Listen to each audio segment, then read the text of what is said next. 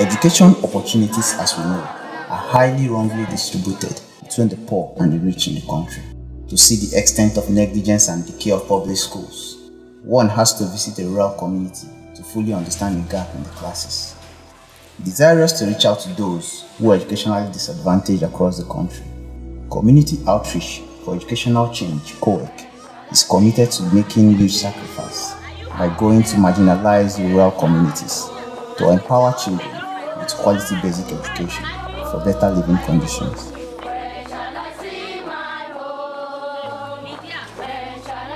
Growing up in my rural hometown, I saw the differences that were very, very clear. Each time we came back home from the private schools that were in the city that we were opportune to go to, and then we came to interact with those that we left in the village to go to school. There was always this imbalance between us and how we interacted. Even the quality of teachers that teach in the rural communities is not the same with those in the cities, because not many people will be willing to leave rural communities to the cities and go back home to work there as teachers. So this really, really affects the quality of education that the children in the rural communities get. These children here don't even have these schools to go to. Like, they don't even have teachers who can teach them basic literacy skills, how to read, how to write, how to express themselves, and even go after their own passion. In the cities we have that, so the need is more here. Since 2016, Coec has worked with rural communities in Kaduna State and have reached over 1,000 school children, over 200 rural school teachers through its various educational school intervention projects. After I even became a teacher and I was teaching across cities in Nigeria, I realized that my job as a teacher was actually making a difference, but I felt it wasn't enough. I was meeting a particular set of children and leaving some out, because those in the cities already have some of the basic tools that they need to help them succeed over those that are in the rural communities.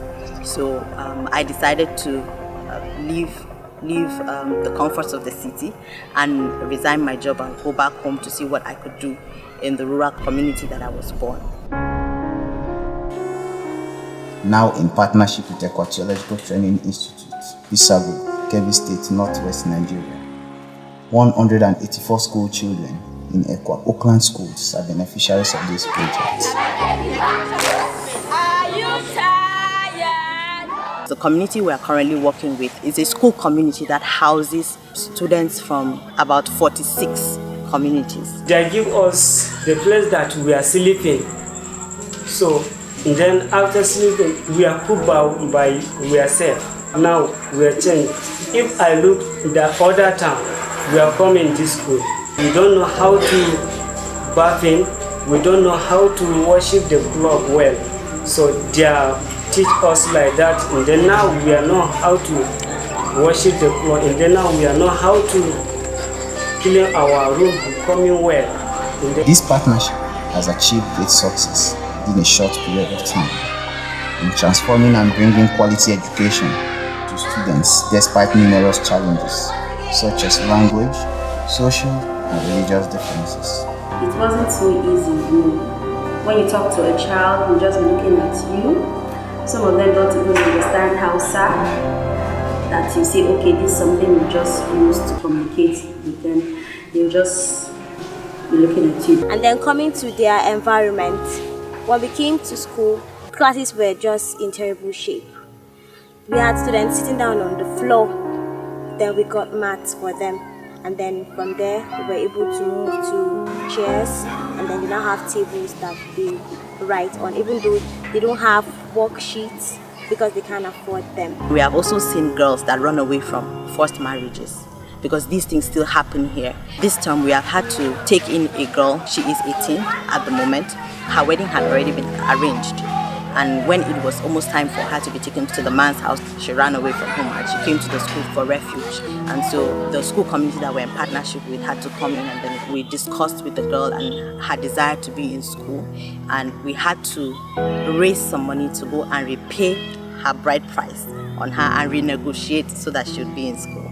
And since she's been here, she's literally always happy because of this opportunity that she has gotten to be in school rather than to be in her husband's house at this point. The level of success being recorded within this short period shows that more children and communities can be empowered if and when we become proactive and innovative enough to invest in rural communities through the provision of quality education.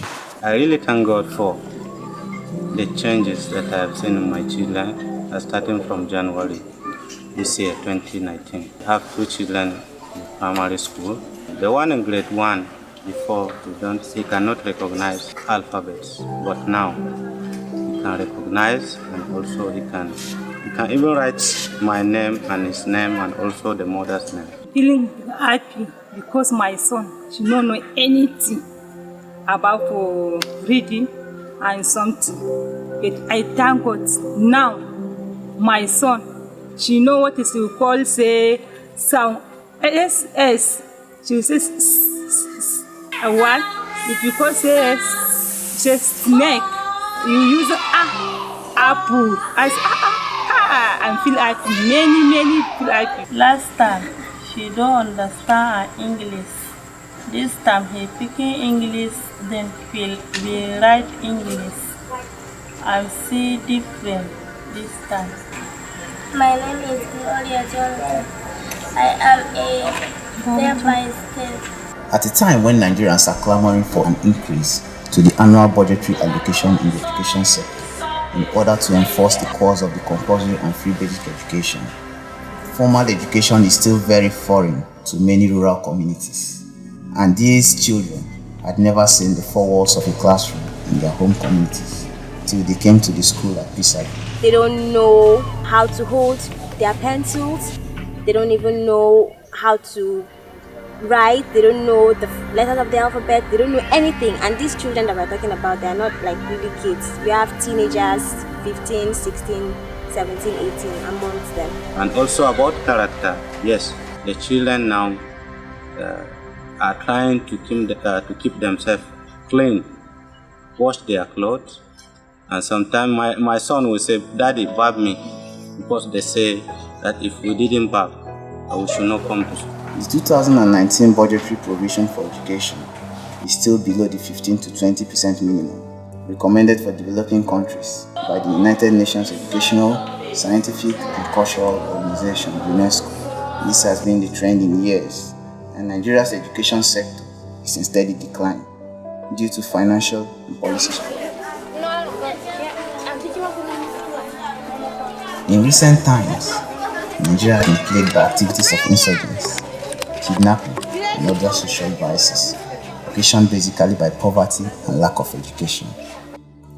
To curb this menace, there is need to look more in the direction of these underprivileged children in rural communities by transforming their minds through quality education to be patriotic in nation building. They are very excited to learn.